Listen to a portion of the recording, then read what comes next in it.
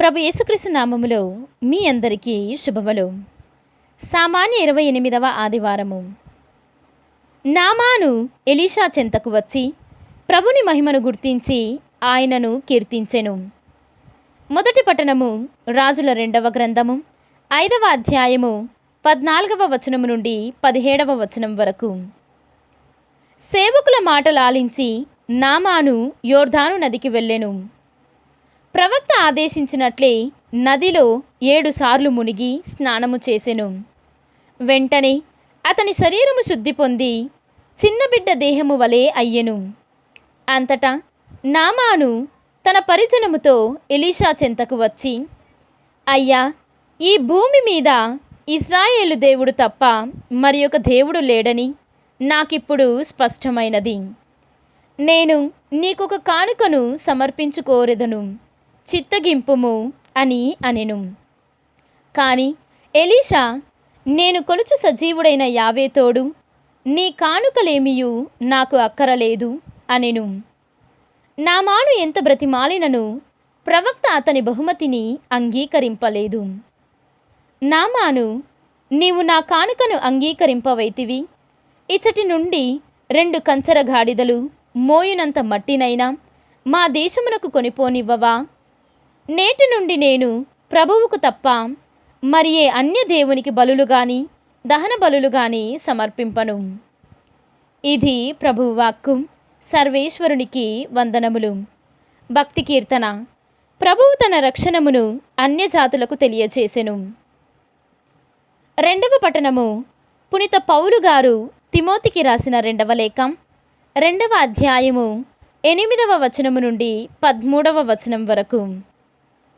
ప్రియ సహోదరుడా, నేను బోధించు సువార్త యందు చెప్పబడినట్లు దావీదు సంతతిలో జన్మించి మృతులలో నుండి లేచిన యేసుక్రీస్తును జ్ఞప్తి అందుంచుకొనుము. నేను ఈ సువార్తను బోధించుట చేతనే బాధలను అనుభవించుచున్నాను. అంతేకాక నేరస్తుని వలె గొలుసులచే బంధింపబడి ఉన్నాను. కానీ దేవుని వాక్కు బంధింపబడి లేదు. ఈ కారణముననే ఎన్నుకొనబడిన దేవుని ప్రజలు క్రీస్తు యేసునందలి రక్షణను నిత్య మహిమతో కూడా పొందవలేనని వారల కొరకు సమస్తమును నేను ఓర్చుకొనుచున్నాను. మనము ఆయనతో మరణించి ఉండినచో ఆయనతోనే మరలా జీవింతుము.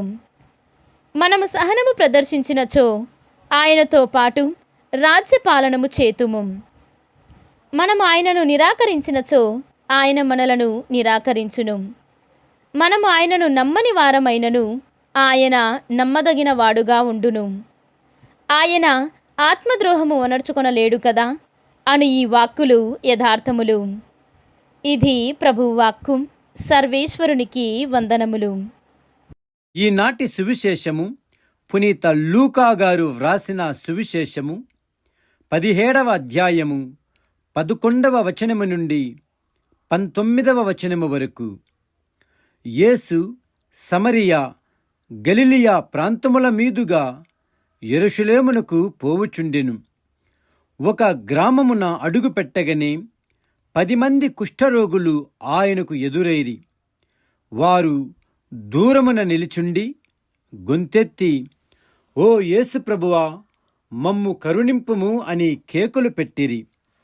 యేసు వారిని చూచి, మీరు వెళ్ళి యాజకులకు కనిపింపుడు అని చెప్పెను. వారు మార్గమధ్యముననే శుద్ధి పొందిరి. అప్పుడు వారిలో ఒకడు తాను స్వస్థతగుట గమనించి ఎలుగెత్తి దేవుణ్ణి స్తుతించుచు తిరిగి వచ్చి యేసు పాదముల వద్ద సాగిలపడి కృతజ్ఞత తెలిపెను. అతడు సమరీయుడు. అప్పుడు యేసు, 10 మంది శుద్ధి కాలేదా? మిగిలిన 9 మంది ఎక్కడా? తిరిగి వచ్చి స్తుతించువాడు ఈ అన్యుడు ఒక్కడేనా అనెను.